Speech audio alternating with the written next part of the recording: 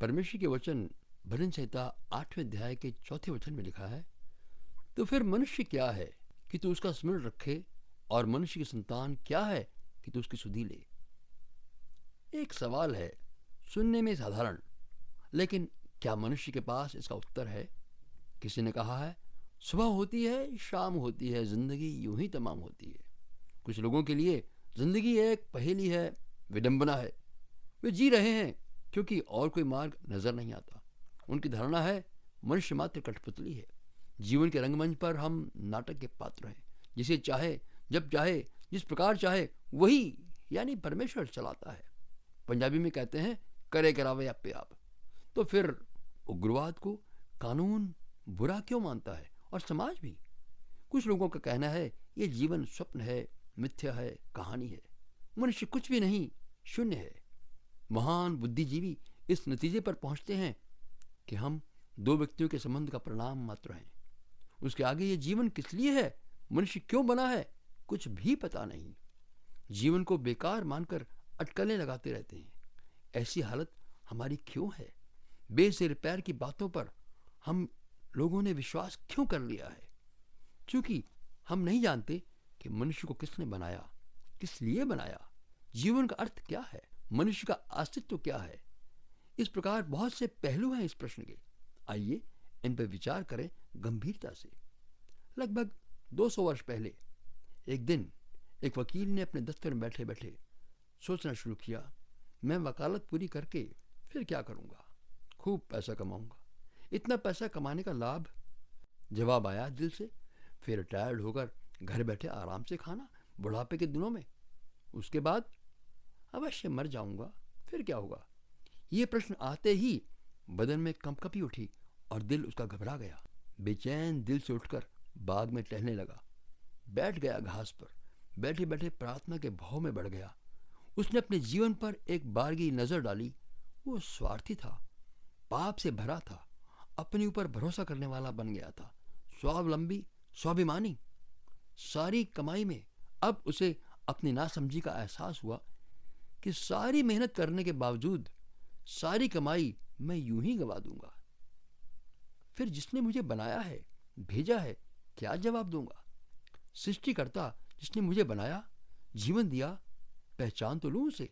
उससे पूछूं कि मुझे यहां पर किस लिए भेजा है, ताकि जीवन में वो काम करके मैं अपनी जिंदगी के मालिक को जवाब दे सकूंगा, नहीं तो दोषी ठहरूंगा। वो फैसला लेने की उसकी घड़ी थी जिसने उसके जीवन को नया मोड़ दिया। वह जीवन को नए पथ पर चलने का सहारा दिया। जीवन सार्थक बन गया, जीने की इच्छा तीव्र हुई। वह जीवन में आशा व उद्देश्य के लिए सही स्थान मिला। ये व्यक्ति आगे चलकर दुनिया का मशहूर उपदेशक चार्ल्स फिनी परमेश्वर का दास कहलाया। इस प्रकार हमने देखा कि जरूरी है अपने जीवन के बारे में गंभीरता से विचार करना। आज के वाक्य में हमने पढ़ा, मनुष्य क्या है कि तू उसकी सुधि लेता है। मनुष्य के विषय में पूरी तरह से पढ़ाई करने के बाद चार्ल्स डार्विन ने यह कल्पना लिखी कि शायद मनुष्य की सृष्टि सबसे पहले एक अमीबा प्राणी से हुई जो कीचड़ में बनता है, फिर तरक्की करते करते चौपाई बने, बंदर बना, और फिर बन मानुष बन करके मानव बना। लेकिन अपने मरने के समय पहले उसने कहा, मैंने यूं ही कल्पना का सहारा लिया और अपना जीवन बिता दिया। सृष्टिकर्ता ने सृष्टि कैसे की, बाइबल में ही सही तरीके से सृष्टि का पूरा पूरा बयान है। मुझे बाइबल पढ़कर परमेश्वर का वचन सुनना है। इस प्रकार हम अटकलें लगाते हैं कि शायद कहीं तुक्का लग ही जाए। जी नहीं, अवश्य है कि सारी सृष्टि पर दृष्टि लगाएं, एक टक निहार कर परमेश्वर की हस्तकला को दिल में बैठाएं कि बनाने वाले ने कितनी महान कलाकारी की, किस तरह की तकनीकी की है। जब कुछ भी न था, परमेश्वर ने आज्ञा दी, तब उसकी बुद्धि व सामर्थ्य ने प्रकट होकर सारे ब्रह्मांड की सृष्टि की। जबकि कुछ भी न था, उसी परमेश्वर ने आज्ञा से सारे पेड़ पौधे, जीव जंतु बनाए, और फिर विशेष तौर पर मिट्टी लेकर मानव का पुतला अपने हाथों से बनाया। वह उसमें स्वयं श्वास फूंक दिया उसके नथनों के द्वारा। इस प्रकार मानव अन्य सभी प्राणियों से अलग किस्म का है। सभी प्राणियों में शरीर व प्राण है, लेकिन मानव में शरीर, प्राण और आत्मा है। इस प्रकार परमेश्वर ने अपनी कारीगरी प्रकट की कि मनुष्य बनाया व उसको अपने संगति में रखा। दूसरी तरफ परमेश्वर सृष्टिकर्ता ने अरबों के हिसाब से पृथ्वी, सूर्य, चांद जैसे कई भूखंड बनाए। वह तारों को, जिनकी हम गिनती नहीं कर सकते हैं, नाम लेकर बुलाता है। वो उनको इस तरह के नाम दिए हुए हैं जिसकी आवाज मात्र से मनुष्य भय से कांप उठता है। पहाड़ भी हिल उठते हैं। इस महान सर्वशक्तिमान परमेश्वर ने मनुष्य जैसे एक छोटे प्राणी को अपनी संगति के लिए रखा।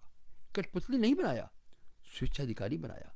इतना ही नहीं, सारी पृथ्वी का अधिकार सारे प्राणियों पर अधिकार दिया।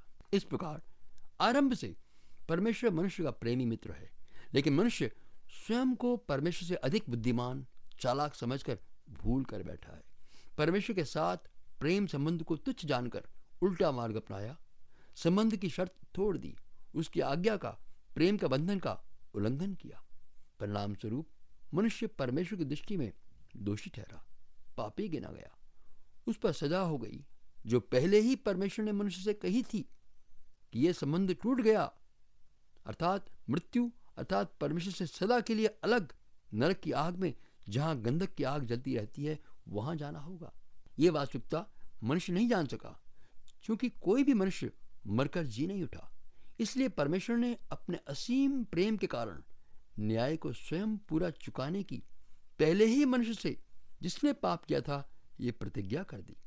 चूंकि वास्तविकता परमेश्वर ने ठहराई है, हमारे विचारों के अनुसार फैसला करने से कुछ लाभ नहीं होगा। इसलिए हम परमेश्वर के वचन पर ध्यान दें।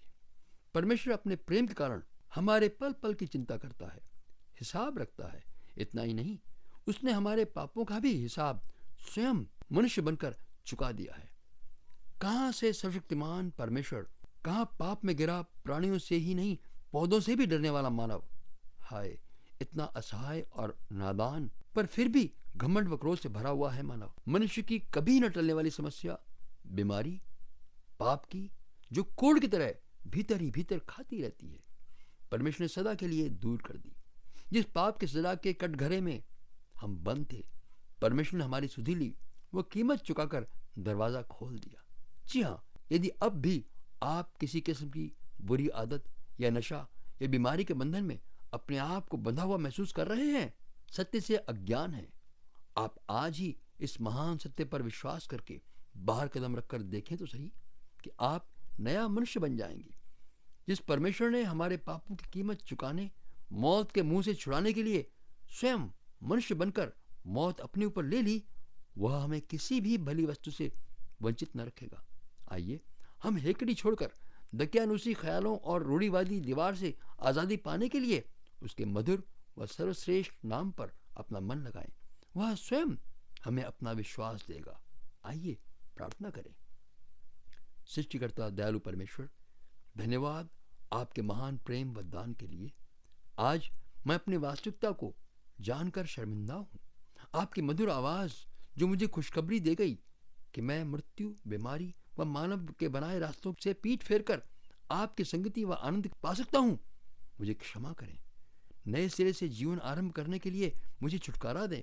मेरे जीवन के मालिक प्रभु यीशु के नाम में मुझे आशीष दें। आमीन।